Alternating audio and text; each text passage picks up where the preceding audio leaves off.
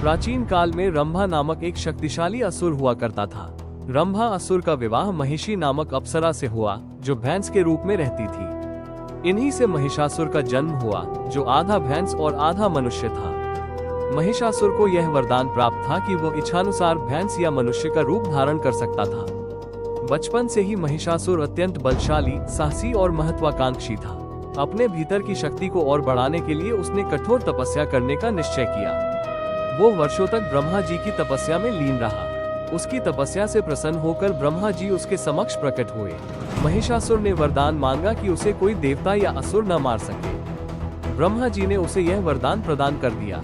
यह वरदान पाकर महिषासुर अत्यंत अहंकारी हो गया। उसे ये भ्रम हो गया कि स्त्री कभी उसका वध नहीं कर सकती। इसी अहंकार में उसने तीनों लोकों पर विजय पाने का निश्चय किया। महिषासुर ने स्वर्गलोक पर आक्रमण कर दिया। देवता उसके भय से त्राही त्राही करने लगे। इंद्र सहित सभी देवताओं को स्वर्ग छोड़कर भागना पड़ा। तब सभी देवता भगवान ब्रह्मा, विष्णु और महादेव के पास गए। देवताओं की करुण पुकार सुनकर तीनों देवों के तेज से एक दिव्य शक्ति प्रकट हुई। उसी तेज से मां दुर्गा का अवतार हुआ। देवी दुर्गा को सभी देवताओं ने अपने अपने अस्त्र शस्त्र प्रदान किए। सिंह उनका वाहन बना और देवी युद्ध के लिए तैयार हुई। देवी दुर्गा और महिषासुर के बीच भयंकर युद्ध आरंभ हुआ। ये युद्ध 9 दिनों और 9 रातों तक चला।